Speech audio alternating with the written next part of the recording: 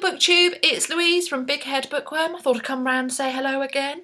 I have a big stack of books here that I'd like to show you. These are the books that I bought for myself in December. Most of them I either got as part of a deal or I got them from a charity shop, so they weren't, I don't think I paid full price for any of them, which is rather cunning of me, but then December's quite a good month from that. So, without further ado, I got the first one, no particular order, is The Humans by Matt Haig. Now, his book, I can't remember what it's called. It's his latest book, which is about his story of depression and how he's dealt with it, is dealing with it, I don't know, is out everywhere. And yet I saw this in a charity shop and I got it for £1. And it is, I have no idea what it's about actually, but I just saw it was about him. I've heard that he's a lovely author to read and that this book is everywhere, so I thought there's no place like home, or is there? After an incident one wet Friday night where he's found walking naked through the streets of Cambridge. It's about Cambridge. Professor Andrew Martin is not feeling quite himself. So it's probably the novel which actually allowed him to write about his depression. I don't know. Anyway, I'll let you know. It's not a quick adult read, I gather, so give that a go. The next one I've got, now everywhere on BookTube is the Lunar Chronicles, and of course it starts with Cinder, and then you have Scarlet, and then you have Cress, and then you have the one that is out at the moment, which is Winter, and that's the 4, and they are a modern, or they're a sci-fi fantasy retelling of fairy tales, and Cinder is Cinderella. Now, I wasn't sure about trying them because they are, I don't even think they're young adult actually, but I've seen everybody reading them and they are beautiful books as well. I kept thinking, shall I buy them? Shall I not buy them? Shall I buy them? And then, you know, I love Harry Potter. I love plenty of series which are for teenagers, so why not try it?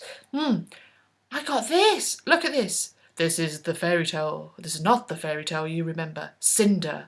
But it's the one you won't forget, by Marissa Meyer. And this is a proof. This is a proof of it, or an ARC, which is an advanced reader's copies. I never knew them as ARCs. When I was working in the book trade, I never knew them as ARCs. I only ever knew them as book proofs.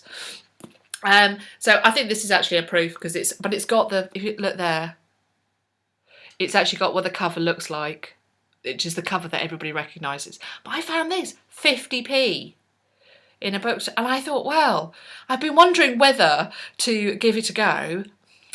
I feel like that's saying yes, give it a go. So the only thing that really put me off when I got the book, I was like, oh, great, I'll start reading it straight away. And then I read on the back, it said, once upon a time, a major new series for 11 plus girls was launched. I was thinking it was, well, I thought, well, I am older than 11, so I could probably give it a go.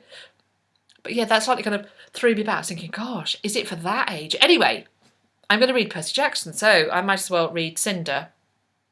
Look at that! 50p! Bargain. Bargain. So then I have a collection of crime books, and these are a collection that I'm actually collecting. This is a series that I'm collecting. It's the British Library Crime Classics, and they are reprints of books that had gone out of print or hadn't been published for a long, long, long time.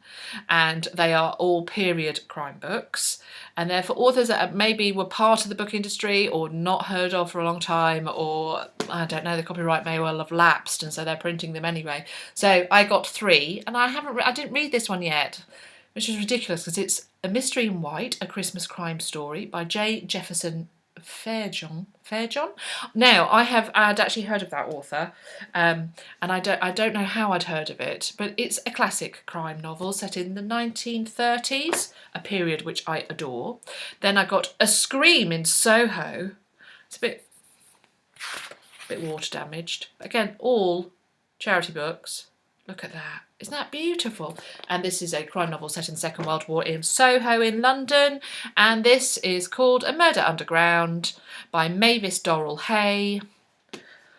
Again, British Library Crime Classics. So I've got all 3 of them and they are beautiful. They look absolutely beautiful together. I think the lot of them cost me £3. And I have 1 or 2 others to read. So they're lovely, quick, period crime books, and I shall be reading them. Then more from the charity shop. This cost me, oh look at that, that's a bit grim, isn't it?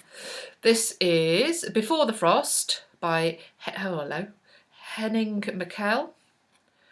It's a Wallander thriller. Now, I never watched Wallander when it went on television. I'm not great about catching series when they're actually current. I tend to catch them later in the box set or something like that. I'm not that much of a telly watcher. But Henning Mikkel, I've heard of him. Love Scandinavian crime.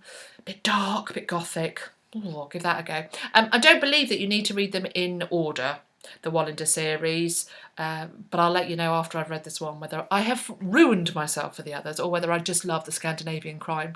I've read a couple of Scandinavian crimes. I wouldn't say it was a particular genre that I love crime generally, so I should be fine. I shouldn't be too put off by that. The last one that I got from the charity shop that I'm showing you is called The Serpent Papers. If You Speak, You Will Be Silenced by Jessica Cornwell. I'd never heard of it before, never seen it before, which suggests to me that it's not that well known or wasn't that popular when it came out. But it's book one of the Serpent Papers trilogy. I am Anna Verco. I am no ordinary researcher. And I think it's medieval manuscript. Badness ensues. I actually just liked the cover and I thought, do you know, I haven't read one of these for ages. I like this kind of thrillery, ancient manuscript, arcane, esoterica. Just got to give it a go. Now, these ones I actually went into. No, actually, did I order these? Yes, I ordered this one. Excuse me, itchy nose. This was one that's been all over BookTube and I can't get it to not be all shiny. It's Lumen by Amy Kaufman and Jay Christoph. A YA sci-fi book. I don't think it's a trilogy. I don't know actually. I don't know if this is standalone. I don't know. The year is 2575 and two mega corporations are at war over a planet that is little more than an ice-covered speck. And they, I think they're running for their lives. What was unusual about this book is that it is not told in normal linear fashion. It is told through emails and case notes, and it has casualty lists. And I think if you adore it, you absolutely adore it. If you don't, then it's a bit of a chunker. But it's actually a really nice feeling book, and I thought I've got to have that. Got to give that a go. Oh, why did I not start this series when it came out? This came out about 2 years ago. It's called The Queen of the Tearling. What's the next one has already out? The Invasion of the Tearling. It's a trilogy. This is a fantasy book set in our timeline, but much further in the future. So it does reference now, and apparently it does reference things like Harry Potter. Her throne awaits if she can live long enough to take it. The Queen of the Tearling by Erica Johansson. YA fantasy, I want to say. I don't know. A friend of mine said to me, had a hardback of it and said, oh, I just read it in a day. I galloped through it. It was wonderful. And so I thought, oh, actually, okay, I'll give that a go. When I saw it as part of a collection, 3 for £10, I think it was. So I bought that. I'll let you know. Could be fantastic. And the last one I'm going to show you is this beautiful hardback. Let me see if I can get that to look. Look at that.